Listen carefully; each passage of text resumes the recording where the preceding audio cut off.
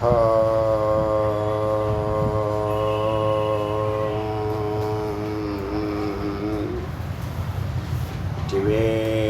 मुरुगनुक्कु एक गुरु श्री स्कंद गुरुवे नमः। वंदे गुरु परंपरा। गुरु ब्रह्मा गुरु विष्णु गुरुदेवो महेश्वरः गुरु साक्षात् परब्रह्म तस्मै श्री गुरवे नमः। गुरवे सर्वलोकानां विशेषे नवलोकिनां निधे सर्वविद्यानां विचक्षणामूर्ते नमः। ओम भद्रं कर्णेभिः शृणुयामदेवाः भद्रं पश्यामक्षेत्रत्राः स्थिरैर्भुजैश्चक्षुवामनस्तनूभिः यक्षेमदेव इदं यदायुः। स्वस्ति न इन्द्रो वृद्धश्रवाः स्वस्ति न पूषा विश्ववेदाः स्वस्ति न साक्षर्यो अरिष्टनेमिः स्वस्ति न बृहस्पतिर्दधातुः। ओम शांति शांति शांति। இன்னைக்கு திரிபாத விபூதி மகாநாராயண உபனிஷத்தினுடைய 16வது மந்திரத்தை சிந்திக்கலாம். நேற்று வரைக்கும் பார்த்தது உங்களுக்கு என்ன புரிஞ்சிச்சு? நாராயணனும் வடிவம் இருக்குது, லோகத்துக்கும் வடிவம் இருக்குது. வடிவம் இருக்கிறது போயிடும், அனித்தியம். வடிவம் இல்லாதது போகாது, நித்தியம்னு சொன்னீங்களே. இப்போ தூரியம் நித்தியம்னு எல்லாருக்கும் தெரியும், வடிவமற்றது நிர்குணம். இந்த வைகுண்டமும் நாராயணனும் சகுனமாக பேசப்படுறது, சொல்லப்படுது, நம்ம அறிகிறோம். ஏற்கனவே இந்த கிருஷ்ணனை ராமனை இந்த மக்கள் சந்திச்சிருக்காங்க, பார்த்துருக்காங்க, பேசியிருக்காங்க, வாழ்க்கை நடத்தியிருக்காங்க. அதனால் இவங்களும் நிலையற்றவர்கள் தானே. ஆனால் பிரம்மத்தில் எப்படி நிலையானதும் நிலையற்றதும் ஒன்றா இருக்கும்? நிலையானதும் நிலையற்றதும் வேறுபட்டதை. அதனால் விரோத மனநிலை இருக்குது, விரோதாபாசம் இருக்குது. அதனால் எப்படி எங்களுக்கு சந்தேகத்தை சரி செய்யுங்கன்றான். உண்மைதான், அவங்க கேட்குறது உண்மைதான். இப்போ மக்களுடைய அனுபவத்துலேயும் ரெண்டு இருக்கிறதா தான், ஒன்று ப்ளஸ்ஸு ஒன்று மைனஸ். ஒன்றுக்குள்ளே ரெண்டு இருக்குது, ஒன்று ப்ளஸ்ஸாகவும் ஒன்று மைனஸாகவும் இருக்குது. ரெண்டும் பிரிஞ்சிருக்கிற மாதிரி இருக்குது, ஆனால் சேர்ந்து தான் இருக்குது. ஆண் பெண்ணு சிவம் சக்தின்னு சொன்னால் புரியும், அதை விட ஆண் பெண்ணுன்னா நல்லா புரியும்.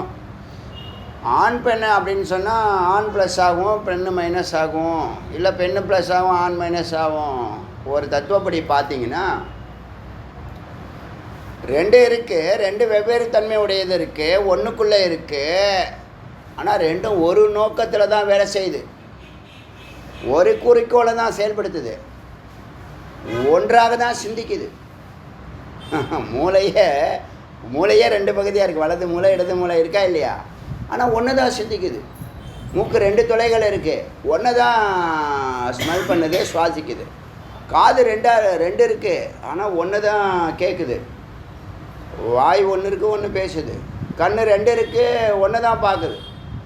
இது புரியுதா இல்லையா? ரெண்டு கைகள் இருக்குது, ஒன்று தான் எடுக்குது. ரெண்டு கால்கள் இருக்குது, ஒரு திசையை நோக்கி தான் பயணிக்குது. அப்போ ரெண்டு இருந்தாலும் ரெண்டு இருக்கிறது உண்மைதான், ரெண்டு இருக்கிறது உண்மைதான்.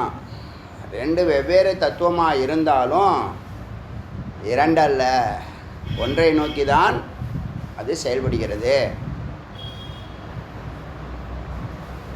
அப்படின்னு கொஞ்சம் எக்ஸ்ப்ளனேஷன் கொடுக்குறாங்க ஒரு பக்கம்.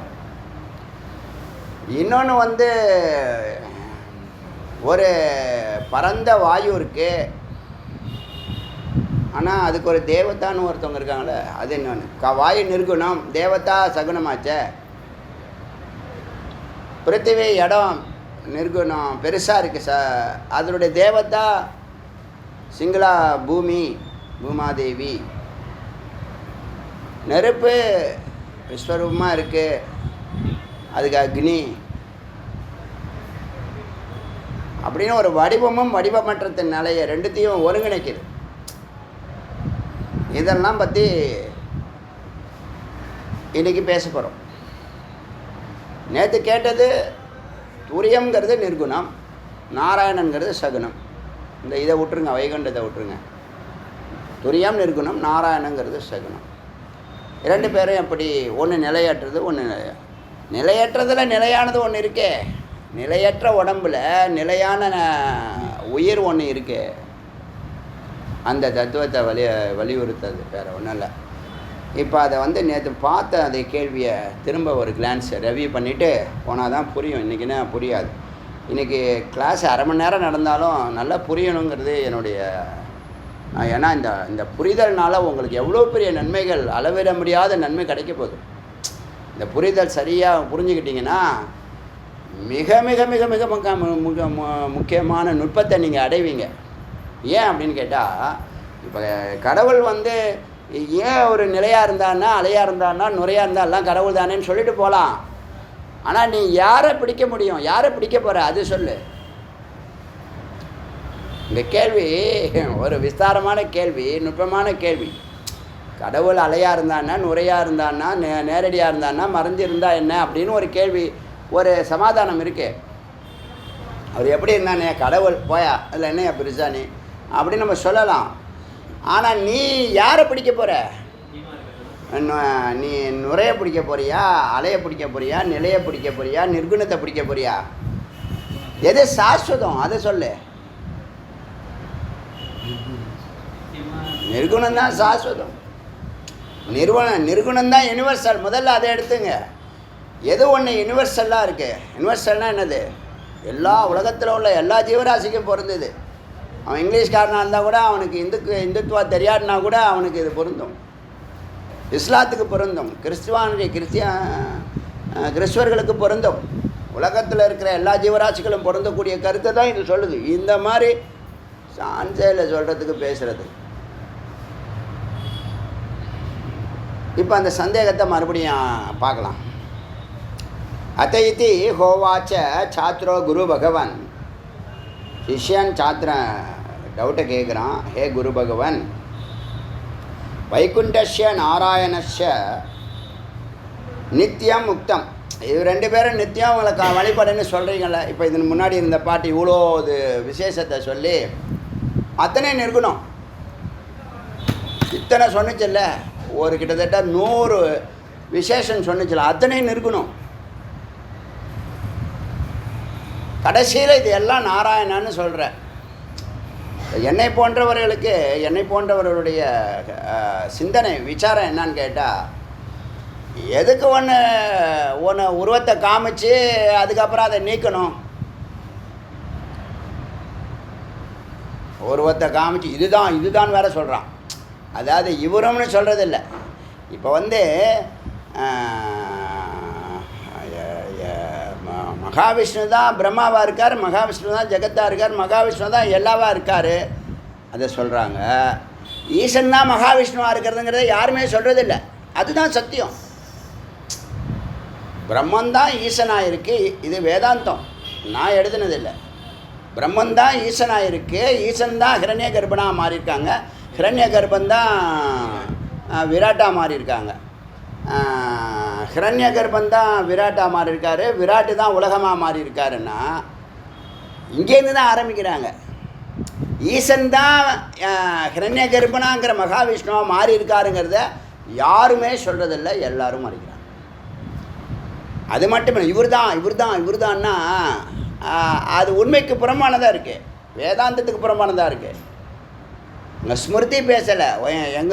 நான் இந்த இதில் பிறந்து வந்தேன், நான் சைவத்தில் பிறந்தேன், நான் வைணவத்தில் பிறந்தேன், நான் சாக்தத்தில் பிறந்தேன், அந்த கதையெல்லாம் இங்கே அப்புறம், அதெல்லாம் செகண்டு. வேதாந்தம் என்ன சொல்லுது? வேதம் என்ன சொல்லுது? வேதம் ஸ்ருதி என்ன சொல்லுது? அதான் மகா வாக்கியம். அதை மாற்ற முடியாத, மாற்றக்கூடாது. ஈசன்னா ஹிரண்ய கர்ப்பனாக இருக்காருங்கிறத மறைக்கிறாங்க. அதனால தான் நம்ம அங்கங்கே அதை எங்கேயெல்லாம் இதுதான் நாங்களும் பெரியவங்கன்னு சொல்லணும். நாங்கள் தான் பெரியவங்கன்னு சொல்லக்கூடாது. நாங்கள் ஒத்துக்க மாட்டோம். விசாரம் பண்ணுவோம்.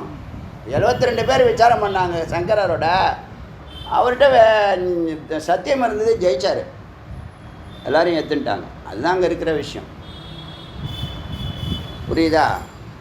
ஹிரண்ய கர்ப்ப தான் மகாவிஷ்ணு புராணம் தான் சொல்லுது, இங்கே சொல்லலை. வேதாந்தத்தில் அப்படி எங்கே சொல்லுதுன்னு நம்ம இனிமேல் தான் தேடணும். பிரம்மம் ப்ளஸ் மாயா ஈசன், ஈஸ்வரி. அப்புறம் ஈசன் தான் ஹிரண்ய கர்ப்பன். இப்போ எப்படி நம்ம ஆத்மா வந்து பிராக்யன் காரண உடம்புல, சூக்ஷ்ம உடம்புல தைஜசன், ஸ்தூல உடம்புல விஸ்வன்னு இருக்கோ, அதே மாதிரி தான் பிரம்மந்தான் ஸ்தூல காரண உடம்புல ஈசனாக இருக்குது, சூக்ஷ்ம உடம்புல ஹிரண்ய கர்ப்பனாக இருக்குது, ஸ்தூல உடம்புல விராட்டாக இருக்குது. அப்போ ஏன் மறைக்கணும்? அது என்னமோ ஒரு பெருமையாக வர அதை சொல்லிக்கிறாங்க. அது வந்து ஜெகத்தில் பணம் கொடுப்பாருங்கிறதுக்காக அதே மாதிரி தான் மெய்யை விட்டு இப்படி தான் விலகி போகிறது. மெய்ப்பொருளை விட்டு விலகி போகிறதுக்கு காரணம் என்னென்னா, சத்தியத்தை உண்மையை உறக்க சொல்லுன்னு சொல்கிறதுக்கான தைரியம் இல்லை. போட்டோம். இப்போ இத்தனை நிர்குணத்தை சொன்னதுக்கு அப்புறம், இத்தனை நிர்குணம் சொன்னிச்சு இல்லையா? இத்தனை என்ன சொன்னிச்சு? அந்தராத்மா, பரமாத்மா, ஞானாத்மா, யோகாத்மா, விபு, நிஷ்கலங்கம், நிர்விகல்பம், நிரஞ்சனம், நிராக்கியாத்து, சுத்தோ, அகண்டானந்தம், அகிலம், வாச்சக வாச்சிய, ஆத்மாராம், காலத்ரயாதீதம், குணாதீதம்.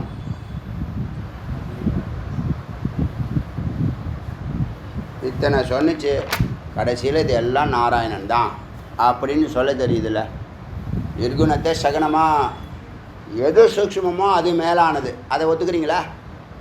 எது சூக்ஷ்மமோ அது மேலானது, அவ்வளோதான். அதிலே முடிஞ்சு போச்சு. எது சூக்ஷ்மமோ அது மேலானது, நுட்பமானது. இப்போ ஹைடெக்னு எதுக்கு வச்சுருக்கான்? இன்ஜினியர் எது சம்பளம் ஏற்றுறாங்க?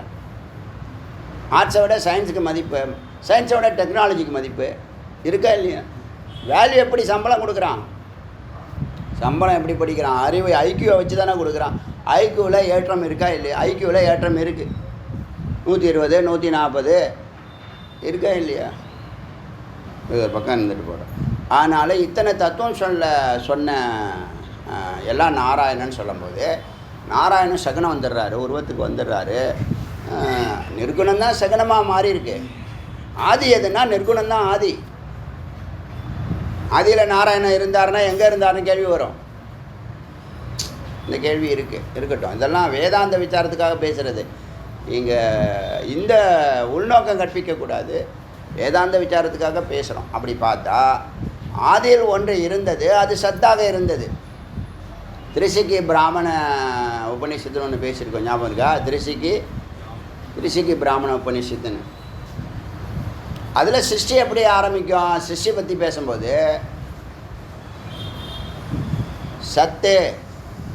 சத்து, அவ்யக்தம், மகத்திலேருந்து தன்மாத்திரா,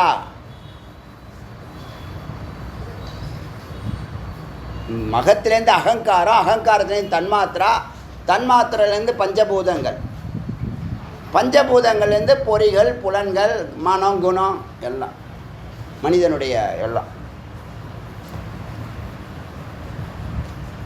அது எப்போ சுத்த சத்தாக இருக்கும்போது சத்து, அதோட மாயா சேர்த்துனா தான் சிருஷ்டி உருவாகுது. பஞ்சபூதங்கள் எப்படி உருவாகணுங்கிறத சொல்லுது அந்த திரிசிக்கு பிராமணம் வரிசலாக சொல்லுது. ஜீவராசிகள், பொறி, புலன்கள்லாம் எப்படி உருவானதெல்லாம் க்ளீனாக சொல்லுது. நம்ம பேசியிருக்கோம். இன்றைக்கி ரவியை பண்ண கண்ணில் பட்டது, அதனால் இங்கே பேசுகிறேன். இப்போ இத்தனை தத்துவமும் நாராயணன்னு சொன்னீங்க, அவங்க நிலையானவங்கன்னு சொன்னீங்க, அவங்கள வழிபடுங்கன்னு சொல்கிறோம். சரி, ஒத்துக்கிறோம். ஏவம் வேத, இப்படி அறிகிறவங்க புருஷோ உபாசனதையாக சாயுஜ்யம் அடைவாங்கன்னு சொன்னேன். அதுக்கு தான் இந்த கேள்வி கேட்குறோம். இத்தனை சொல்லி எல்லாம் சகுனத்தில் வந்துடுச்சு. அப்போ சகுனம் வந்து நிராகாரம், சகுனம் வந்து அனித்தியங்கிற தத்துவத்தினால, துரியம் வந்து நிராகாரங்கிறது தெரிஞ்ச விஷயத்தினால, சாக்காரக சவயவோ, அவயவங்கள் இருந்தால் சாக்காரம் என்றும், நிரவயவோ நிராகாரம் என்றும், அதனால் சாக்காரம் அனித்தியம் என்றும், சாக்காரம் அனித்தியம் என்றும், நிராகாரம் நித்தியம் என்றும் ஸ்ருதேக ஸ்ருதி சொன்னிச்சு, சொல்லிக்கிட்டு இருக்கு. எத்யத் ச அவயவம் தத் அனித் நித்தியம் இத்திய. இப்போ எப்படி வடிவம் நிலையற்றது, சூக்ஷ்மம் நிலையானது அப்படின்னு நீங்கள் பேசுகிறீங்களோ, இதை அனுமானத்தில் அறியலாம், பிரத்யட்சமாகவும் அறியலாம். சாக்காரத்தை அனுமானத்திலையும் அறியலாம், பிரத்யட்சத்துலேயும் அறியலாம். துஷ்டவாச்சிய தென்படுறதுனால அதஸ்தஸ்யோர், அதனால் சாக்காரம், அதாவது வைகுண்டமும் நாராயணனும் சாக்காரமாக இருப்பதால் அனித்தியம் எத்யேவ அப்படின்னு சொல்கிறது தானே வக்தும் கூறுவது தானே உச்சிதம், சரியானது. எப்படி நித்தியம், எப்படி அதனை நித்தியம்னு சொல்கிறீங்க? இதுதான் புரிய வைக்கிறதுக்கு. உயிர் உடல் சாக்காரமாக இருந்தாலும் ஸ்தூலம் போகும், அதுக்குள்ள சாக்காரத்துக்கு ஆதாரமாக ஒன்று நித்திய பொருள் ஒன்று இருக்குது, சித்து, சுத்த சித்து ஒன்று இருக்குது. அந்த சுத்த சித்து தான் இந்த உபாதியோடு சேர்ந்து உடம்பாக எடுத்துருக்கு, ஜீவனாக இருக்குது. சித்து உடம்பு எடுக்கலைன்னா அது சத்து, ஏன்னா அது சத்தோடு இருக்குது. அது எப்படி இருக்குன்னா, சித்தும் ஒரு உபாதி தான். எப்படி இருக்குன்னா சுத்தமாக இருக்குது, இறைவனோட சேர்ற அளவுக்கு சுத்தமாக இருக்குது. சத்து அதனுடைய மனம் அல்லது புத்தி அல்லது எண்ணம் இல்லை அதனுடைய கனவு இல்லை கற்பனை, இந்த ஒரிஜினலுடைய ஒரு பிம்பம் தான் என்னது? சித்து. ஒரிஜினல் அதனுடைய சரிபாதின்னு சொல்லலாம், பிம்பம்னு சொல்லலாம், மனம்னு சொல்லலாம், மாயான்னு சொல்லலாம், அம்பால்னு சொல்லலாம், சக்தின்னு சொல்லலாம், புத்தின்னு சொல்லலாம், இச்சான்னு சொல்லலாம், ஞானம்னு சொல்லலாம், செயல்னு சொல்லலாம். எல்லாம் அந்த மனம்தான். மனதுக்குள்ளே சித்துங்கிற சத்தினுடைய சரிபாதி இருக்குது. இறுதியாக என்ன பேசுவாங்கன்னா, சத்து மட்டும்தான் பேசுவாங்க. அதை சத்து மட்டும் பியூராக இருந்ததுன்னா அது பிரம்மம். சத்தோட சித்தம் இருக்குது, சிதாபாசமும் இருந்துச்சுன்னா அங்கே தான் ஈசன் ஈஸ்வரி வராங்க. இதுதான் வேதாந்தத்தினுடைய எக்ஸ்ப்ளனேஷன். இப்போ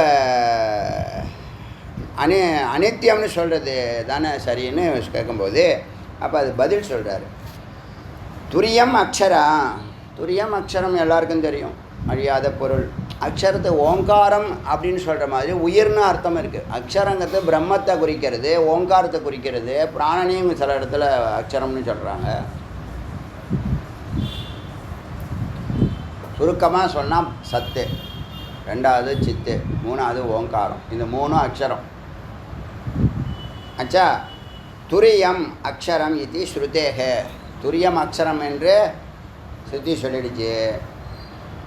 துரியஸ்ய நித்தியத்துவம் பிரசித்தம். துரியத்தினுடைய நித்தியத்துவம் நிலையானது எல்லாருக்கும் தெரியும். நித்தியத்துவம் பரஸ்பர விரோதது. ஒரு பிரம்மத்தில் எப்படியா நித்தியம் அநித்தியம்? ரெண்டு இருக்குது. அதுதான் உயிரும் உடலும்னா ரெண்டு இருக்குது. ஒன்று பிம்பம், ஒன்று ஒரிஜினல். ஒன்றுங்கிறது சித்து, பிம்பங்கிறது உடம்பு. உடம்பு கொஞ்சம் நாளில் போயிடும். ஒன்று சத்து, ஒன்று அசத்து. அசத்துன்னு சொல்லாமல், அசத்துனா இல்லவே இல்லைன்னு சொல்லலை, இருக்காதுன்னு சொல்ல போகிறோம். அதனால் அதை மித்துன்னு சொல்கிறோம். அதுக்கு இன்னொரு பேர் தான் சித்து. அது எப்படி இருக்குன்னா உணர்வாய் இருக்கிறது. அது அறிவுன்னு சொல்லலாம், ஆசைன்னு சொல்லலாம், செயல்னு சொல்லி இச்சாசக்தி, ஞானசக்தி, கிரியாசக்தி. பூரணமாக மூலப்பொருளாக காட்ஸ் பார்ட்டிகள், அதுதான் சித்து. காட்ஸினுடைய ஒரு பார்ட்டிகள் இருக்குல்ல, ஒரு அம்சம் இருக்குல்ல, அதுதான் சித்து. அதை பிம்பம்னு சொல்லலாம். ஏன்னா அது திரும்ப அது தனியாக இருக்காது. சித்து தனியாக செயல்படாது. சத்தினுடைய ஆதாரத்தில் தான் சித்து செயல்படுறதுனால வெவ்வேறு அல்ல. நீ தனியாக செயல்பட வேண்டியது தானே. இது புரியுதா? ரெண்டு இருக்குது, ரெண்டு தத்துவம் இருக்குது, ரெண்டாக தோன்றுக்கு. ரெண்டு கைகள் இருக்குது, ஒன்று தான் எடுக்குது. ரெண்டு கண்கள் இருக்குது, ஒன்று தான் பார்க்குது. ரெண்டு காதுகள் இருக்குது, ஒன்று தான் கேட்குது. இது வேறு ரிப்போர்ட் சொல்லுது, இது வேறு ரிப்போர்ட் சொல்லுது. இந்த கண்ணு ஒன்று பார்க்குது, இந்த கண்ணு ஒன்று பார்க்குது. வலது மூளை ஒரு பக்கம் செயல்படுது, இடது பக்கம்னா பைத்தியமாயிடும். நீங்கள் நல்லா யோசனை பண்ணி பாருங்கள். ஒரு சரிபாதியை கட் பண்ணி நீங்கள் செயல்படுனா எப்படி செயல்படுவீங்க? எல்லாத்துலேயும் அது ரெண்டு ரெண்டு வச்சுருக்கா இல்லையா? அப்போ தான் பூரணம். ரெண்டு தத்துவம் வேணும். தத்துவம் தான் ரெண்டு, ரெண்டுமே ஒன்று தான். தத்து சத்து துவம் ஒன்றா தான் இருக்குது. தத்துவம் ஒன்றா தான் இருக்குது. அதனால் இங்கே நித்தியம் அனித்தியத்துவ பரஸ்பர விருத்த தர்மம் ரெண்டும் வெவ்வேறு தர்மமாக இருக்குது. நீ எல்லாருக்கும் உள்ள குழப்பம்தான் இது. இந்த உயிர் உடம்பை எடுத்துக்கிட்டே புரிஞ்சுக்கலாம், ஈஸி தான் அது. உதாரணம் இந்த வேதாந்தம் உதாரணம் கொடுத்தா இந்த குழப்பமே யாருக்கும் இருக்காது. வேதாந்தம் என்ன பண்ணுதுன்னா அது ஞானத்தில் அது பேசுது. அதோடைய ஃப்ரீக்குவென்சி ஹை ஃப்ரீக்குவென்சி, கடவுளுக்கு இணையான கடவுளுடைய குரலாக அது வெளிப்படுறதுனால ரிஷிகள் அதை கண்டுபிடிச்சிடுறாங்க. இப்போ நாம் எப்படி கண்டுபிடிச்சோம்? படியன் எப்படி இதுக்கெல்லாம் அர்த்தம் சொல்ல ஆரம்பித்தேன்? உதாரணம் இல்லாமல். உதாரணம் இல்லாத இடத்துக்கு உதாரணம் கொடுக்குற அறிவு வந்திருக்குல்ல இறைவனுடைய கருணையினால். அதனால் அங்கே உதாரணம் கொடுத்துருந்தா இந்த குழப்பமே கிடையாது. அதை உதாரணம் பழைய உதாரணமாக கொடுக்குது. இப்போ நடைமுறையில் இல்லாத உதாரணமாக கொடுக்குது. இது ஏதோ ஒரு மணி பேரை சொல்லுது, அந்த மணியை நம்ம எங்கே போய் தேடுறது? இங்கே இல்லை, பல வேறு இடத்துல சொல்கிறேன், வேறு இடத்துல. அதனால் தயோர் ஏகஸ்மின் பிரம்மன் யந்த அத்தியந்த விருத்தம். அதனால் அத்தியந்த விருத்தம் மிகுந்த எதிர். ஆண் பெண் எப்படி ஒன்றாகணும்? எதில் வேறுபடுறீங்க? எதில் வேறுபடுறீங்க சொல்லுங்களேன். ஆண் பெண் எதில் வேறுபடுறீங்க? உடம்புல வேறுபடுவீங்க. உடம்பு தான் உபாதின்னு சொல்லிட்டோமே. உயிரில் வேறுபடுறீங்களே.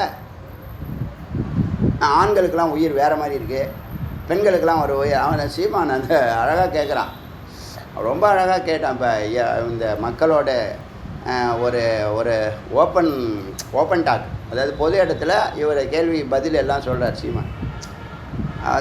இயேசு கிறிஸ்து மனிதநேயத்தை பரப்புனாரா மதத்தை பரப்புனாரா அப்படின்னு கேட்குறாரு.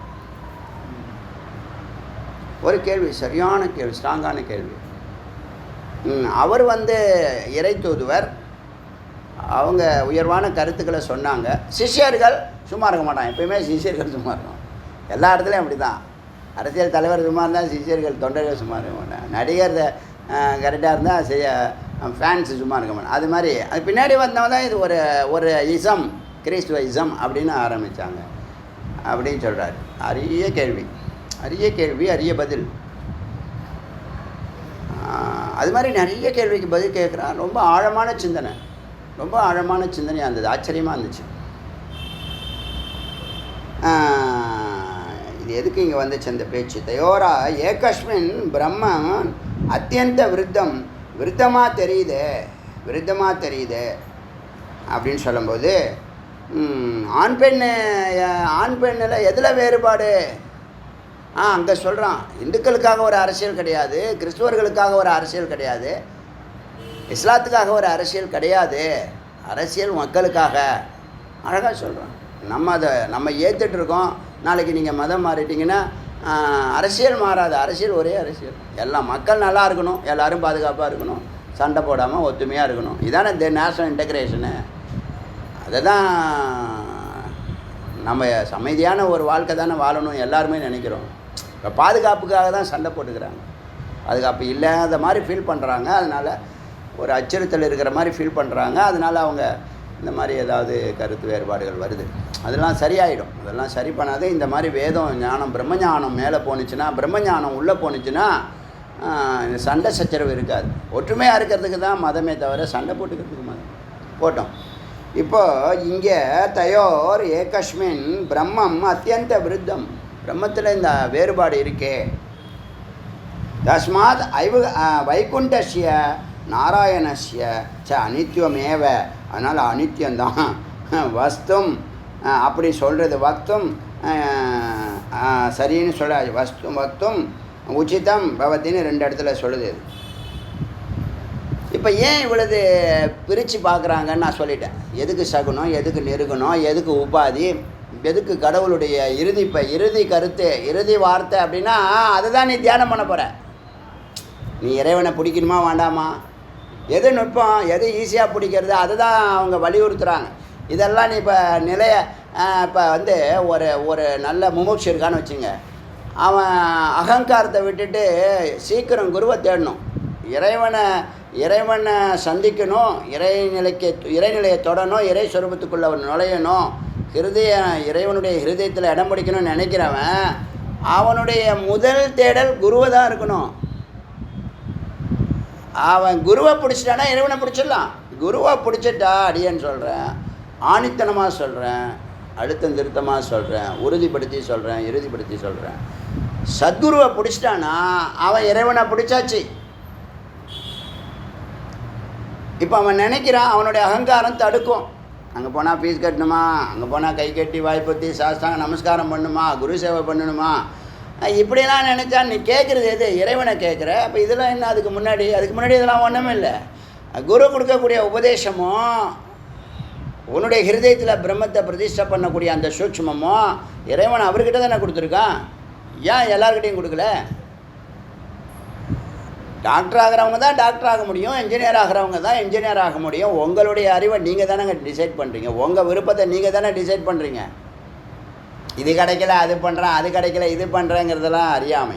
நீ அது கிடைக்கிறதுக்கு நீ என்ன பண்ணணுமோ அதை பண்ணி நீ அதை தான் அடையணும். நீ அதை பண்ணலைன்னா அது உன் தொழில் இல்லை, வேறு தொழிலை நீ பண்ணிட்டுருக்க, ஏதோ பணத்துக்காக பண்ணிட்டுருக்க. அதனால் அங்கே பூர்த்தி இருக்காது, பிரியம் இருக்காது, பூரணம் இருக்காது, நிபுணத்துவம் இருக்காது. அதனால் அரைகுறையாக செயல்படுற. புரியுதா? இப்போ இவன் ஒரு முமுட்சு இறைவனை தேடணும், அவரை ஹிருதயத்தை பிடிக்கணும், அவருடைய அன்புக்கு பாத்திரமாகணும்னு சொன்னால் குருவை முதல்ல தேடணும், அகங்காரத்தை விடணும், நமஸ்காரம் பண்ணணும். கை கட்டி வாய்ப்பூத்தி சாஸ்தாங்க நமஸ்காரம் பண்ணுறது தப்பு இல்லை. ஏன்னா அவர் கொடுக்க போகிறது விலை மதிப்பில்லாத பொருள், அது தவறு இல்லை. அப்போ அகங்காரத்தை விடாமல் இல்லை நான் யூடியூப்பில் நான் பார்த்துக்கிறேன் தெரிஞ்சுக்கிறேன் அப்படின்னா நீ 10வது பிரகாரத்திலே காலங்காலமாக சுற்றின்னு இருப்பாப்பா. நான் உனக்கு 10 வருஷம் டைம் தரேன், ஒரு குரு இல்லாமல் 10 வருஷம் உனக்கு டைம் தரேன். நீ எங்கெங்கேயோ சுற்றின்னு இருப்ப, எல்லா அறிவும் இருக்கும், உனக்கு ஃபார்மில் இருக்க மாட்டேன். கர்ப்பகிரகம் போகக்கூடிய அந்த ரூட்டில் நீ போக முடியாது. ஏன்னா எங்கே தடை இருக்கோ நீ டைவெர்ட் ஆகிடுவேன். இங்கே தடை இருந்தால் குரு சூக்ஷ்மத்தை சொல்லி அந்த தடையை ஊடுருவி அழைச்சிட்டு போவாங்க. ஏன்னா அவங்க ஏற்கனவே போயிட்டு வந்துட்டுருக்கிறவங்க. நித்திய கர்மா, பரம்பொருளோட நித்திய அனுஷ்டானம், நித்திய தரிசனம், நித்திய யோகம். அது இப்போ இன்றைக்கி பார்த்தோமே ஒரு நல்ல யோகியினுடைய explanation Bhagavad Gita. The thoughts process dominates their hearts day night.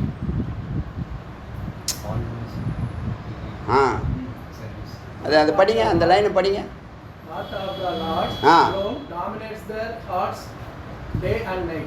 Thoughts of the lord alone, அது மட்டுமே இறை சிந்தனை ஒண்டி தான் அவனுடைய ஹிருதயத்தை ஆட்சி பண்ணுது. Day and NAITA they do service, they live. அவங்க சர்வீஸ்க்காகவே வாழ்கிறாங்க. 24 மணி நேரமும் சர்வீஸ்னும். நம்ம லைஃபோட பர்ஃபெக்டாக பொருந்துதா இல்லையா? அதுதான் நம்மளுடைய லைஃப்பை வேதம் அங்கீகரிக்கிறதுன்னு அடிக்கடி சொல்லியிருக்கேன், பலமுறை சொல்லியிருக்கேன். இப்போ உங்களுக்கு அது சந்தோஷமாக இருக்குல்ல பார்க்கும்போது, பிரத்யட்சமாக பார்க்கும்போது. அப்போ எனக்கு எத்தனை தெரியுமா? இந்த 11,000 மந்திரமும் எனக்கு அப்படி தான் இருக்குது. ஒரு மந்திரத்தை கூட நான் ஏன் விடலைன்னு சொன்னால் எதுலையாவது ஒரு சிறப்பு கிடைக்கும். ஒரே விஷயத்தை திரும்ப சொல்கிறது உங்களுக்கு தான் அப்படி தெரியுது, எனக்கு அது மனனமாகுது, நிதித்தியாசனமாகுது, வேறொன்றைய ஆனந்த உணர்வை கொடுக்குது. அதனால் எனக்கு அங்கே சலிப்பும் புளிப்பும் இல்லை.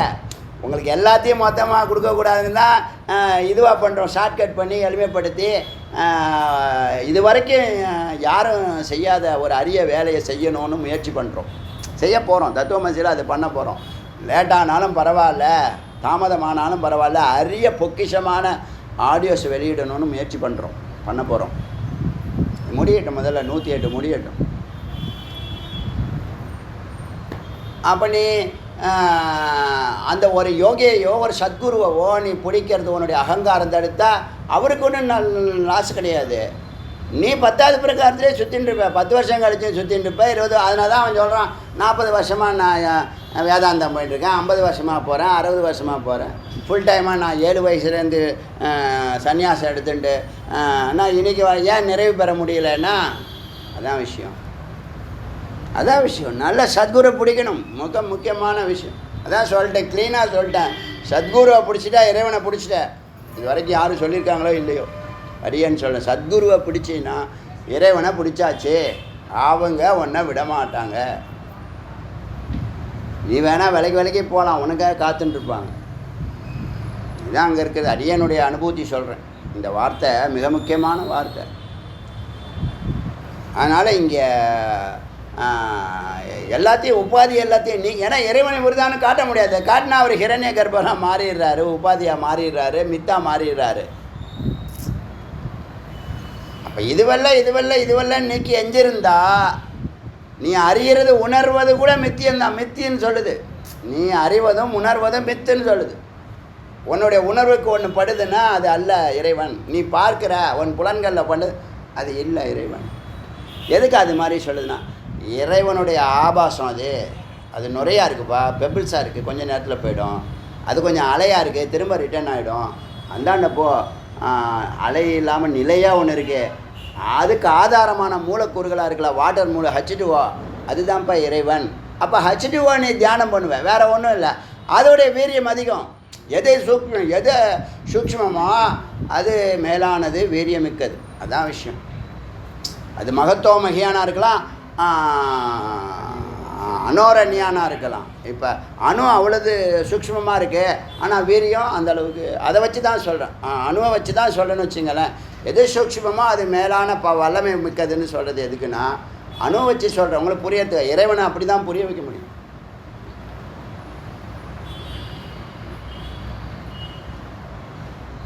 புரியுதா? இப்போது இங்கே நேத்தி அதுக்காக தான் இதுதான் இறுதின்னு சொல்லுது. அப்படி தான் அடியான் அந்த புனிதங்கிற வார்த்தையை கண்டுபிடிச்சேன்னு சொல்லலாம். ஒன்றும் தப்பு இல்லை. இதுக்கு முன்னாடி யாராவது பேசியிருக்காங்களோ என்னவோ எனக்கு தெரியாது. பேசியிருந்தா நான் அவங்களுக்கு ரெண்டாவது பின்னாடி வரேன், அவங்களுடைய ஃபாலோவராக இருக்கேன், பரவாயில்ல. ஏன்னா சிந்தனைகள் ஒன்றா தான் போகும். அது ஒரு பக்கம் இருக்கட்டும். இப்போ சச்சிதானந்தம்ங்கிற வார்த்தை தான் நம்ம வேதாந்தத்துக்கே சிகரமாக இருக்கக்கூடிய வார்த்தை. அது மாதிரி தான் அடியனுடைய இந்த அதிஷ்டானம், சுகிருது, இந்த 3 வார்த்தையை அடியன் ரெக்கமெண்ட் பண்ணுறேன்.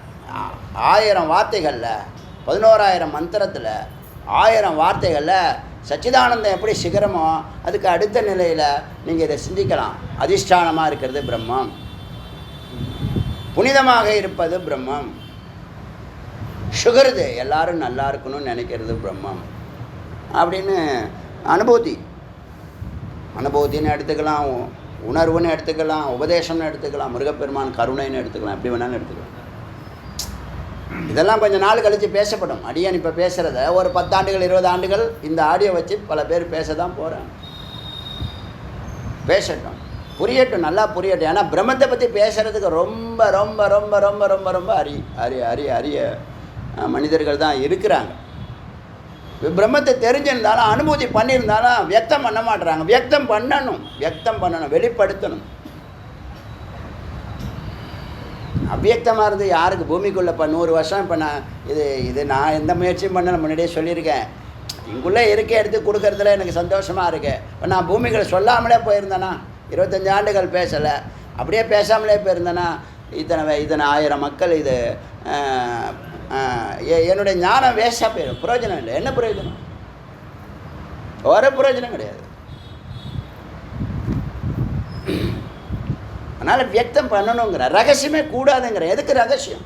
எதுக்குப்பா ரகசியம்? இன்னைக்கு பதில் சொல்லுங்கள். இந்த எனக்கு தெரியாமல் கேட்குறேன், எனக்கு தெரியல, உண்மையாக தெரியல. எதுக்கு ரகசியம்? என்ன அப்படி நீ பண்ண போகிற? கள்ளக்கடத்தில் பண்ண போகிற, குறுக்கு வழியாக பண்ண போகிற, திருட்டுத்தனமாக பண்ண போகிற? எதுக்கு ரகசியம் மறைச்சி பண்ணணும்னு? அது கெடுக்க போகிறாங்களா யாராவது? இது கெடுக்க முடியாதே. பிரம்மத்தை யாராலும் கெடுக்க முடியாது, பிரம்மத்தை யாராலும் மாற்ற முடியாது, பிரம்மத்தை யாரும் அபகரிக்க முடியாது, பிரம்மத்தை யாரும் கொள்ளையடிச்சிட்டு போக முடியாது. அப்போ என்ன ரகசியம்? கொஞ்சம் உங்கள் சிந்தனைக்கு விடுறேன். உங்களுக்கு என்றைக்காவது புலப்பட்டுச்சுன்னா என்கிட்ட கொஞ்சம் சொல்லுங்கள். எனக்கு உங்கள் பதில் திருப்தி கொடுத்துன்னா உங்களுக்கு ஒரு பேனா வாங்கி தரேன். அதனால் இங்கே என்னான்னு கேட்டால், நேத்தி எதுக்காக பண்ணுறாங்கங்கிறது புரிஞ்சுக்கணும். இறைவனை இதுதான் சுட்டி காட்ட முடியாது, அதனால் நேத்தி பண்ணணும். அப்புறம் சிஷ்யர்கள் இறைவனை பக்தன் அல்லது தொண்டன் அல்லது சிஷ்யன் அல்லது முமுட்சு இறைவனை புரிஞ்சுக்கணும்னா இறுதி பொருளாக ஒன்று ஒரே வார்த்தையில் சொல்லியா அப்படின்னு சொன்னார்ல, கேட்டார்ல ராமகிருஷ்ண பரமஹம்சர். வேதாந்தத்தினுடைய ஒரே ஒரு வார்த்தை சொல்லுங்க அப்படின்னா குருன்னு சொன்னார்.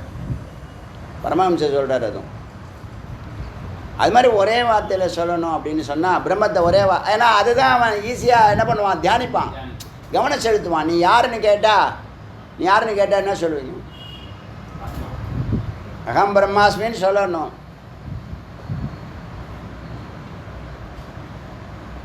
அதான் முறை. ஏன்னா சுப்பிரமணியோகம்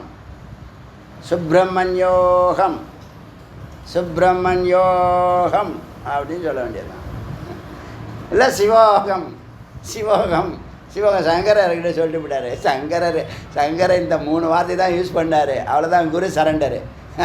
நீப்பா உனக்கு நான் சொல்லிக் கொடுக்குற அளவுக்கு இல்லை, நீ போய் எல்லாம் பாஷை எழுது, போ வியாசரை வச்சுக்கோ. வியாசர் அப்பப்போ ஆயுள்லாம் கொடுக்குறாரு சங்கரருக்கு. 32ஓட அவங்க போயிட்டாங்கன்னு சொல்லுவாங்க, சூக்ஷ்மமாக எழுதுனாங்கன்னு சொல்கிறாங்க.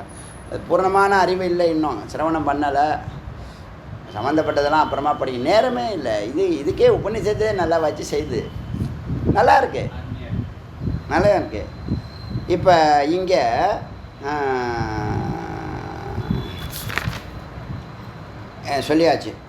சொல்லியாச்சா? நேத்தியில் சகல உபாதிகளும் நீக்கப்படுகிறது. மெய்ப்பொருள் சத்திய தரிசனத்துக்காக தான்ப்பா நேத்தி. எது மெய்ப்பொருளோ அதை மட்டும் நீ தரிசனம், பாக்கியெல்லாம் அதுதான். ஆனால் எது இறுதியானது, எது அமிர்த தத்துவம், அது எனக்கு சொல்லுங்கன்னு கேட்பீங்கல்ல, அதுக்கு தான் அது நேத்தி சொல்லுது. நேத்தி எதற்கு? இதுவல்ல என்று நீக்கும்போது எஞ்சியிருப்பது புனிதம். அப்படி தான் அந்த புனிதங்கிற வார்த்தையை நம்ம கண்டுபிடிச்சோம். சரி, சத்தியமேவ பவதி. நீ சொல்கிறது சரிதான்ப்பா. இப்போ நாராயண பெருமாள் சகுனமாக இருக்கார், அதனால் அனித்தியம்னு சொல்கிறது சரிதான். ஆனால் ஒன்று சொல்கிறேன் கேட்டுக்கோ. தேசிகம் பரிகரத்தி, தேசிக குரு பரிகாரம் சொல்கிறார். சாக்காரஸ்து துவவித. இந்த சாக்காரத்தை 2 விதமாக சொல்கிறேன்ப்பா. உபாதிக்கம் நிரூபாதிக்கம். உபாதியோடு சேர்ந்தது, உபாதி அற்றது பிரம்மம். உபாதி சேர்ந்தது ஜீவன். பிரம்மம் ப்ளஸ் மாயா ஈஸ்வரனை தான் ஜீவன்னு சொல்கிறோம். நம்ம கடவுளாக பார்க்குறோம், ஆனால் ஜீவன் நிலைக்கு தான் அவர் அங்கேருந்து தான் ஹிரண்ய கர்ப்பன். அவங்களுக்கும் நமக்கு ஒரு வித்தியாசம் இல்லையே. ஜீவனுக்கும் பிரம்மாவுக்கும், அதாவது விஸ்வனுக்கும் விராட்டுக்கும் தைஜசனுக்கும் ஹிரண்ய கர்ப்பனுக்கும் பிராக்கியனுக்கும் ஈஸ்வனுக்கும் ஒரு வேறுபாடு இல்லை. இப்போ சொல்கிறோம்ல, ஆணுக்கு பெண்ணுக்கு என்ன வித்தியாசம் சொல்லுங்கள்? உடம்பு உபாதி, அதை பற்றி நீங்கள் பேசவே முடியாது, அது போயிடும். எத்தனையோ இப்போ போயிருக்கு எத்தனையோ 82 லட்சம் யோனிகள் சொல்லிடுச்சு.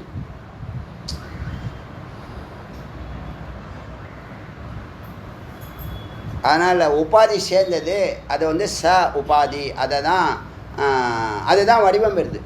உபாதி சேர்ந்தால் தான் வடிவம் பெறும், உபாதி சேரலைன்னா வடிவம் பெறாது. அதை சொல்லுது எப்படின்னா, சோபாதிக்கோ. இந்த வடிவமுடையதையே 2ஆக பார்க்குறோம். ஒன்று உபாதியோட வடிவம் இருக்குது, இன்னொன்று உபாதி இல்லாமல் வடிவம் இருக்குது அப்படின்னு சொல்லிச்சா. தத்திர சோபாதிக்க சாக்காரம். முதல்ல சோபாதிகம் ஒரு உபாதி சேர்ந்த வடிவத்தை சொல்லுங்கள் அப்படின்னு சொன்னால், அதுக்கு ஒரு இது போட்டிருக்கோம். அது என்னது, ஃபேக்டர்ஸ்ன்னு சொல்லுவோம் இல்லையா, ஒரு செடி. Factor trees. அந்த ட்ரீ படி பார்த்தா வடிவத்தை சோபாதிக்கம் நிரூபாதிக்கம்னு நம்ம 2ஆக பிரிச்சுக்கலாம். அதாவது உபாதி சேர்ந்தது, உபாதினா உடம்பு உள்ளது, உடம்பு அற்றது. இப்போ புரியும். உடம்பு உடையது, உடம்பு அற்றது. உடம்பு இருந்தால் வடிவம் இருக்கும். எந்த ஜீவராசியாக இருக்கணும். உடம்பு உடையது, உடம்பு அற்றது. அப்படி பார்த்தா உடம்பு உடையதை பற்றி முதல்ல பார்க்கணும்னா, பிரம்மம் ப்ளஸ் மாயா, அதுதான் உடம்பு உடையது. உயிர் ப்ளஸ் உடல், உடம்பு உடையது. மனிதன் ப்ளஸ் அவித்யா, அதாவது சத்து அவ்யக்தம் சொன்னால. அவ்யக்தம் தான் மாயா, இருட்டு. அதுலேருந்து தான் வியக்தமாகுது. எது வியக்தமாகுதுன்னா, முதல்ல மகத்து, அப்புறம் அகங்காரம், அப்புறம் தன்மாத்திரா, அப்புறம் பஞ்சபூதம். இது மறக்காதீங்க. பிரம்மம், அதுக்கப்புறம் அவித்யா, அவ்யக்தம். முதல்ல பிரம்மம், அப்புறம் அவ்யக்தம், அவ்யக்தத்திலேருந்து மகத்து, மகத்திலேருந்து அகங்காரம், அகங்காரத்திலேருந்து தான் தன்மாத்திரா, தன்மாத்திராலேருந்து பஞ்சபூதங்கள். அதாவது பஞ்சபூதங்கள்னால் நீங்கள் காற்று, அதுக்கு ஒரு குணம் இருக்குல்ல, அது பேர் தன்மாத்திரா. இப்போ காற்றை தொடுன்னு சொல்கிறீங்க, தொடம் வந்து தொடுறது தன்மாத்திரா. அக்னின்னா சுடுன்னு சொல்கிறீங்கள, அது பார்க்குறது தன்மாத்திரா, கேட்குறது தன்மாத்திரா. அதுதான் புலன்னு சொல்லுவோம், நம்ம தமிழில் சொல்லுவோம். அப்போ பிரம்மம், அடுத்தது பிரம்மத்தில் அவ்யக்தம் மாயா இருட்டு, அதுலேருந்து மகத்து, மகத்து, மகத்துலேருந்து மகத்துனா என்னன்னு கேட்குறேன். மகத்து புத்தி தத்துவம், சமஷ்டி புத்தி. அதுலேருந்து அகங்காரம், புத்திக்கு அப்புறம் தான் அகங்காரம் வருது. அதை புத்தின்னு சொல்லாமல் மகத்துன்னு சொல்கிறாங்க. தனி மனிதனாக இருந்தால் புத்தின்னு சொல்லுவாங்க, சமஷ்டியாக இருந்தனா அது மகத்துன்னு சொல்லுவாங்க. புத்தி தத்துவம் தான் மகத்து. அப்போ பிரம்மம், அவ்யக்தம், மகத்து, தன்மாத்திரா, அகங்காரம், அகங்காரம், தன்மாத்திரா, பஞ்சபூதம், அப்புறம் பொறிகள், புலன்கள். பஞ்சபூதத்தை வந்து பஞ்சீகரணம் செஞ்சால் பொறிகள் ஆகுது. இப்போ இதில் பிரம்மம் மட்டும்தான் ஒரிஜினல், பாக்கியெல்லாம் உபாதி. பிரம்மம் ப்ளஸ் மாயா சொன்னால, அந்த மாயா தான், இந்த பிம்பம் தான் இந்த 6ம். 1 + 6, மறுபடியும் சொல்கிறேன் பாருங்கள். 1 பிரம்மம் ஒரிஜினல், அதோட ப்ளஸ் என்னது அவ்யக்தம், அப்புறம் மகத்து, அப்புறம் மகத்து, அகங்காரம், தன்மாத்திரா, பஞ்சபூதம், பொறிகள், இந்திரியங்கள். எத்தனை 6 ஆச்சா? 1 + 6 மைண்டில் வச்சுங்க, எப்போயுமே மறக்கக்கூடாது. 1 + 6, 1ங்கிறது ஒரிஜினல் சத்து, பாக்கியெல்லாம் உபாதி. அதுதான் மனிதன். அவித்யானா மனிதனை தனிப்பட்ட முறையில் ஒருத்தவனுடைய அறியாமையை சொன்னால் அது அவித்யான்னு சொல்லுவோம். சமஸ்யா சொன்னால் மாயான்னு சொல்லுவோம். இதை காரணம் காரியம் சொல்லலாம். சூக்ஷ்ம உடம்பு, இந்த உடம்பு எடுத்ததுக்கு என்ன காரணம் அப்படின்னா சூக்ஷ்ம உடம்பு தான் காரணம். அதுக்கு என்ன காரணம்? அது ரெண்டுத்துக்கும் இன்னொன்று காரணம், ஈசன் இருக்கிறாங்க. புரியுதா? இப்போ ஈசன் தான் பிரம்மங்கிறத யாருமே சொல்கிறதில்லை. சாரி, ஈசன் தான் ஹிரண்ய கர்ப்பன் விஷ்ணுன்னு யாருமே சொல்கிறதில்லை. அது ரொம்ப வருத்தத்துக்குரியது. ஹிரண்ய கர்ப்பன் விராட்டு சொல்கிற, விஷ்ணு பிரம்மான்னு சொல்கிற, ஈசன் தான் விஷ்ணுன்னு சொல்ல மாட்டேங்கிற. ஏன் ஏன் இந்த கேள்விக்கு பதில் இல்லை. அதனால் இந்த பிரம்மம் ப்ளஸ் மாயா, உயிர் உடல், மனிதன் அவித்யா, காரண காரியம், உயிர் உடல், இது சொல்லியாச்சு. இது அத்வைதம். சரி, இது அனித்தியம். அனித்தியம், அழியும், மறைந்து போகும். மறைந்து போகும், தோன்றும், நிற்கும், மறையும். இல்லைன்னு சொல்லலை, அசத்துன்னு சொல்லலை, மித்துன்னு சொல்கிறோம். ஏன்னா உடம்பு இருக்கனால. இப்போ நிருபாதி, நிருபாதியை தான் அடுத்த மந்திரத்தில் சொல்ல போகுது. நிருபாதினா என்னது? உடலற்றது. உடலற்றது. அதில் என்னென்ன வருதுன்னா பிரம்மம் ப்ளஸ் சுத்தமாயா. சுத்தமாயம்னா ஞானம், ஆனந்தம், இதெல்லாம் சுத்தமாயா. குளிர்ச்சி, உங்களுக்கு புரியறதுக்காக சொல்கிறேன். சுத்தமாயான்னு சொன்னால் ஞானம், ஆனந்தம், குளிர்ச்சி, அமைதி. இது 4ம் வச்சுங்க, புரியறதுக்காக சொல்கிறேன். 1000 இருக்குது, அது 4 சொல்கிறேன் புரியறதுக்காக. அது சுத்தமாயா. இந்த 7 தாதுக்கள், பஞ்சபூதங்கள், அதெல்லாம் அசுத்தமாயா. ஏன்னா அது போயிடும், உபாதிகள். இதுவும் உபாதி தான், ஆனால் போகாது. போகாது. எப்படி இருக்குன்னு கேட்டால் அதுதான் அக்னியினுடைய வெப்பமும் வெளிச்சமுமாக இருக்குது. அதுக்கு தான் அக்னி தத்துவத்தை நேற்று சொன்னேன். அக்னின்னு சொன்னது, அக்னின்னா வெப்பமும் வெளிச்சமும் தானே. அதனால் இங்கே பிரம்மம் ப்ளஸ் சுத்தமாயா. அந்த சுத்தமாயாவுக்கு இன்னொரு பேர் தான் சித்தை, சுத்தமான கான்சியஸ். உபாதிகளற்ற உடம்பு, உபாதிகளற்ற உயிர். உயிர் சத்து ஆதாரமாக இருக்குது. சித்து இயங்குது, சத்து இயங்காது. சித்து இயங்குது, ரெண்டுக்கும் உயிர் இருக்குது, ரெண்டுக்கும் கனெக்ஷன் இருக்குது, ரெண்டும் ஒன்று தான். ஒன்று அமைதியாக இருக்குது, ஒன்று செயல்படுது. ஒன்று அசையாமல் இருக்குது, ஒன்று அசையுது. ஊன்றிய திருவடி, தூக்கிய திருவடி.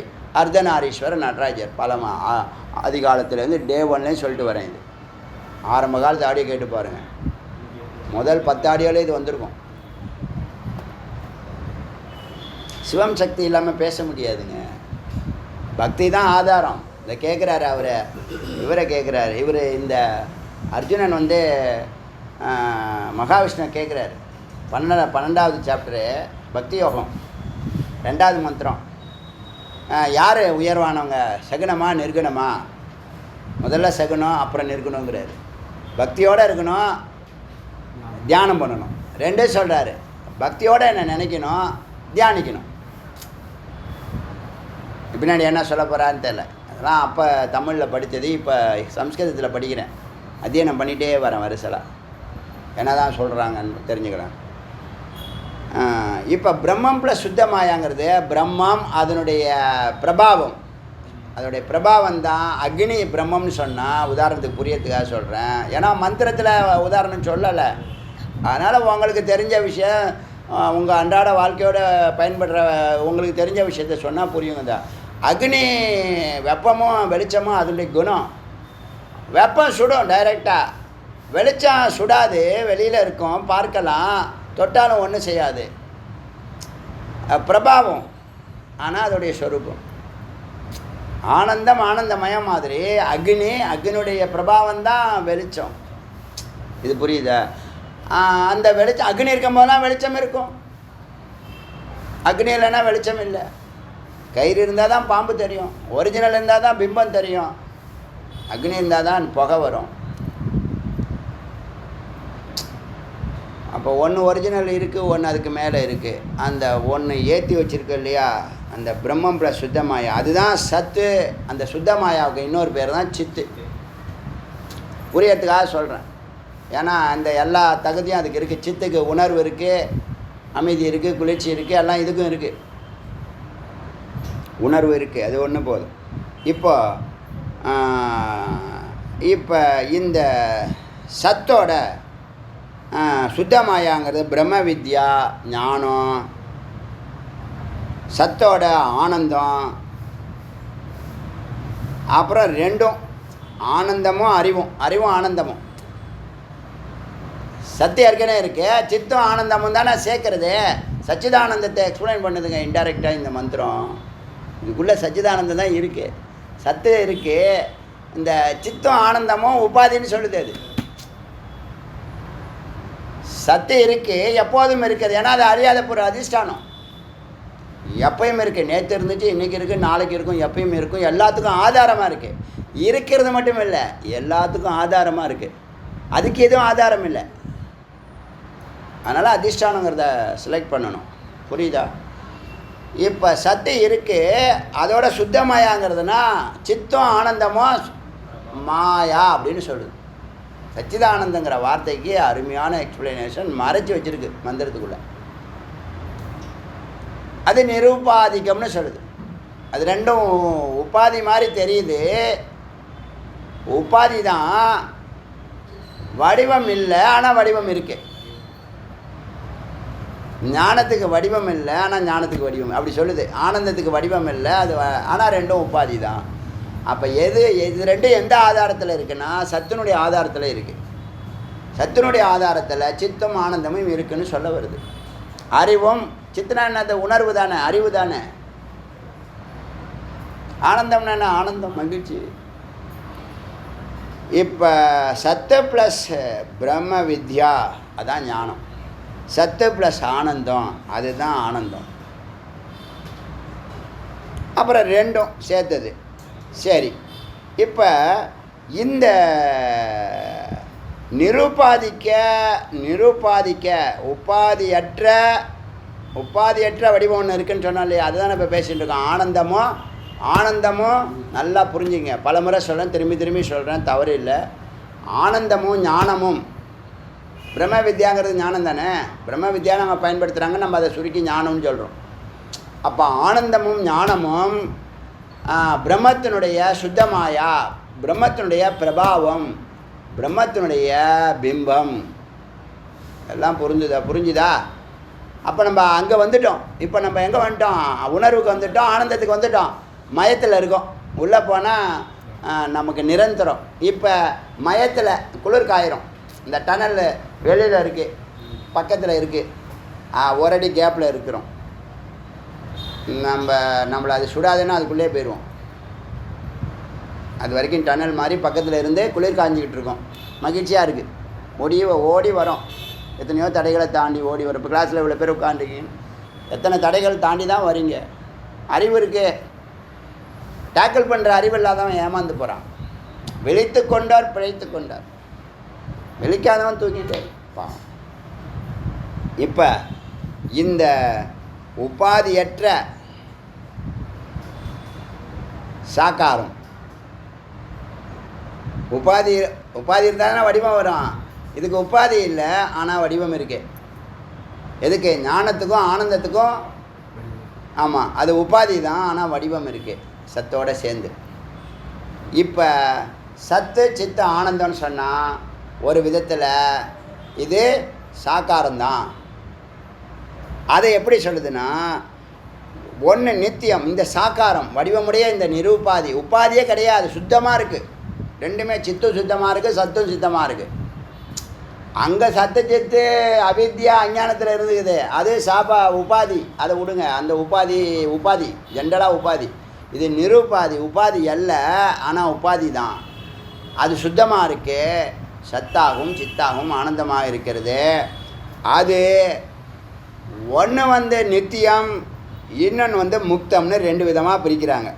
என்னென்னா, நித்தியம்னு சொன்னால் பியூர் சத்து, அது பிறக்காது இறக்காது, அப்படி புரிஞ்சுங்க. நித்தியம்னு சொன்னால் அது தோன்றாது மறையாது, பிறக்காது இறக்காது, நித்தியம். முக்தன்னு சொன்னால் சித்து பிறக்கும், நல்ல சத்குருவை பிடிச்சி ஞானத்தை பெற்று முக்தனாகும். அதனால் அது முக்தனாகுது. ரெண்டும் ஒன்று தான். உபாதியை நீக்கினதுக்கப்புறம் தன்னுடைய சொரூபத்துக்கு வருது. அதனால் முக்த சாகாரம் நித்திய சாகாரம்னு சொல்லுவோம். நிருபாதியில் உபாதியற்ற வடிவம் அது மாதிரி இருக்குன்னு. அப்போது பிரம்மம், இப்போ நாராயணன் எப்படி இருக்காருன்னா, இங்கே தான் பாயிண்ட்டு, தோன்றி மறையக்கூடிய அவதாரம் எடுத்ததுனால. அவதாரம் அவர் எடுக்காமல் இருந்திருந்தார்னா அவர் நித்திய சாக்காரம். அவதாரம் எடுத்ததுனால அவர் தியானமும் ஞானமும் செய்து வந்த வேலையை முடிச்சுட்டு போகிறார், முக்த ஆகிறார். ஏன்னா பிறந்ததுனா முக்தி அடைதானே ஆகணும், பிறந்தா இறந்தாகணுமே. பிறந்ததுனால இறப்பு இல்லை, அதான் முக்தின்னு சொல்கிறோம். இது புரிஞ்சிச்சா? இது தாங்க பின்னாடி இருக்கக்கூடிய மந்திரத்தில் சொல்லப்பட்டிருக்கு. இது புரியுதா? இப்போ நாம் என்ன செய்யணும்? நாம் யார்? நாம சித்து. இனிமேல் எப்படி நல்லா தெளிவாக புரிஞ்சுக்கணும். நீங்களும் பிரம்மாவும் ஒன்று, அதாவது விஸ்வனும் தைஜசனும் ஒன்று. சந்தேகம்லாம் படக்கூடாது. வேதம் சொல்லுது, குரு வலியுறுத்தி சொல்கிறாங்க, உறுதிப்படுத்தி சொல்கிறாங்க, இறுதிப்படுத்தி சொல்கிறாங்க. விஸ்வனும் விராட்டும் ஒன்று. உபாதிகள் நீக்கினா புரியும். தைஜசனும் ஹிரண்ய கர்ப்பனும் ஒன்று. விஷ்ணுவும் சூக்ஷ்ம உடம்பில் இருக்கக்கூடிய அவனும் தைஜசனும் ஒன்று. அப்புறம் பிராக்யனும் ஈசனும் ஒன்று. அந்த கடைசியை தான் ஜீவ ஈஸ்வர ஐக்கியம்னு சொல்கிறோம். பிராக்யனையும் ஈசனையும் சேர்க்கறது தான். ஈசனுங்கிற வார்த்தையே இருக்குங்க, அதை மறைக்கிறாங்க. ஈசனுங்கிற வார்த்தையே இருக்குங்க, ஈசனுங்கிற வார்த்தையே இருக்குது. காரண உடம்பு, இந்த ரெண்டு பேருக்கும் காரணம் அவர் தான் சொல்கிறார். அவருக்கு காரணம் பின்னாடி இருக்கார் பிரம்மம். அப்போ யாரையும் சொல்லாதீங்க, பிரம்மம் மட்டும் இருக்கு சொல்லுங்கள். இதெல்லாம் பேசுகிறதுக்கு ஆள் இல்லை, சொல்கிறதுக்கு எடுத்து சொல்கிறதுக்கு ஆள் இல்லை. இது புரியுதா?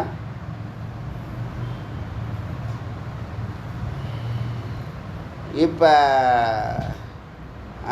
பிரம்மாவும் இங்கே சொல்கிறேன், தைஜசனும் விஸ்வனும் தைஜசனும் ஒன்றா இல்லையா? விஸ்வனும் தைஜசனும் ஒன்றா இல்லையா? வெளியில் வந்தால் விஸ்வன், உள்ளே போனால் தைஜசன். தைஜசனும் பிராக்யனும் ஒன்றா இல்லையா? ஒன்றா இல்லையா? ஓகே, அது வரைக்கும் இருக்கட்டும்.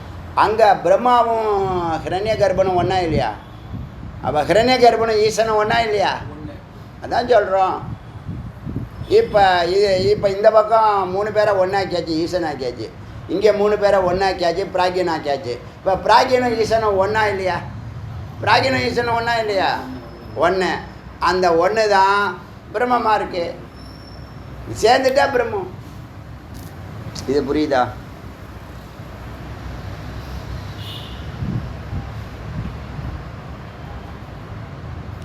இதெல்லாம் தேடுறவங்க, நல்லா தேடுற முமுட்சு இருந்ததுன்னா நாளைக்கு எனக்கு ஒரு மாலை வாங்கிட்டு வருவாங்க. உங்களுக்கு ஒரு மாலை முமுட்சு, நல்ல முமுட்சு தேடுறவங்க இருக்காங்க. சூட்சமாக இதை சொல்லிக் கொடுக்க முடியாது. ஏன்னா இது என்ன மந்திரம் எப்படி சொல்லுதுன்னு புரிஞ்சுக்கிறது ரொம்ப பெரிய விஷயம். போட்டோம். இப்போ நித்திய யாரே? சத்து, தோன்றாதது. முக்தா யாரு? தோன்றி மறைவது. தோன்றி மறைவது தான் நாம. அதுதான் முக்தா.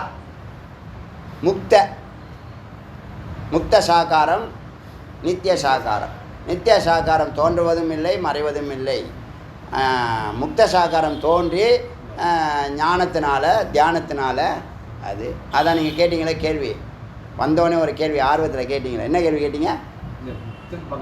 முக்தனே எழுதிங்க, என்னென்னமோ கிறுக்கி வச்சுருக்கேன். அதை வேறு ஃபோட்டோ வேறு எடுத்து குரூப்பில் வேறு போட்டுடுற. ஒன்றுமே புரிய மாட்டுது. ஹிந்தி சம்ஸ்கிருதத்தில் எழுது. இது சம்ஸ்கிருதத்தில் இல்லை, ஹிந்தியில் எழுதியிருக்கேன்.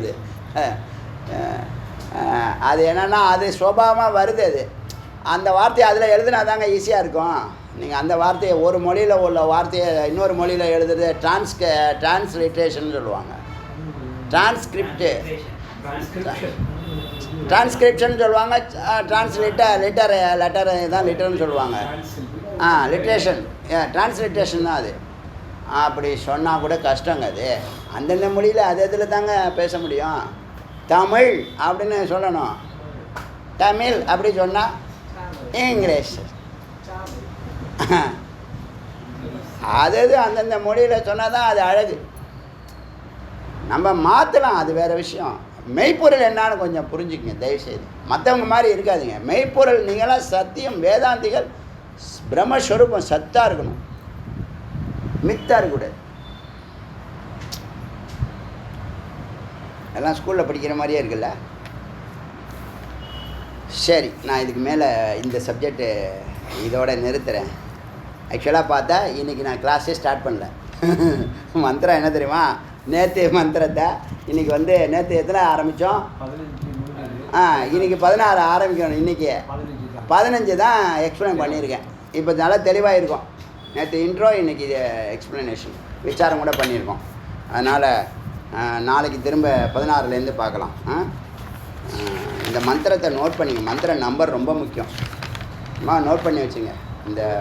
இந்த உபநிஷத்திலே மிக முக்கியமான, ஏன்னா இப்போ இது நாள் வரைக்கும் பரம்பொருளை அடியன் தியானம் எப்படி பண்ணுறேன், நிதித்தியாசனம் எப்படி பண்ணுறேன்னு சொன்னால், அண்ணாமலையாரை ஸ்தூலமாக பார்க்குறேன் ஒரு வடிவம், சூக்ஷ்மமாக யோகீஸ்வரராக பார்க்குறேன், தியானத்தில் அவர் உட்காந்துருக்கிற மாதிரி முருகப்பெருமான் உட்காந்துருக்காருல அப்படி பார்க்குறேன். 3வது அன்பு அமைதியாக பார்க்குறேன். 4வது ஆனந்தமாக பார்க்குறேன். இப்போ ஆனந்தமும் புனிதமும்னு பார்க்குறேன். இப்போ இந்த விசாரம் செய்ததுனால இது கன்க்ளூஷன் ஆகுது. என்ன கன்க்ளூஷன் ஆகுது? புனிதம்ங்கிறது எல்லாவற்றுக்கும் மேலானது. ஏன்னா இந்த 4 உணர முடியும், அந்த 5வது உணர முடியாது, புனிதத்தை உணர முடியாது. அது ஒரு நிலை, எல்லாம் நிறைந்த நிலை, எல்லாம் கலந்த நிலையாக நான் பார்க்குறேன். புரியுது உங்களுக்கு? எதுக்கு என்னுடைய பர்சனல் லைஃப் உங்களுக்கு சொல்கிறேன்னா, ரொம்ப எளிமையான விஷயத்தை எல்லோரும் காம்ப்ளிகேட் பண்ணுறாங்க. அப்படி பண்ணிக்காதீங்கன்னு சொல்லவர். புரியுதா? பெரிய ரகசியம்னு போட்டு குழப்பி கிளப்பி அவனுக்கு ஒன்றுமே புரியாமலே பல வருஷங்கள் போயின்னு இருக்கான். அப்படி இல்லாமல் எளிமையாக புரியட்டுங்கிறதுக்காக இந்த கருத்தை வெளியிடுறேன். இது வரைக்கும் இருக்கட்டும். இந்த இதை வேணால் ஃபோட்டோ எடுத்துங்க. நான் எடுத்தது இதில் ஏதாவது டவுட் இருந்ததுன்னா கேளுங்க. அருணாச்சல சிவ அருணாச்சல சிவ அருணாச்சல சிவ அருணாச்சல சிவ அருணாச்சல சிவ அருணாச்சல சிவ அருணாச்சல சிவ அருணாச்சல சிவ அருணாச்சல சிவ அருணாச்சல திவேல் முருகனே.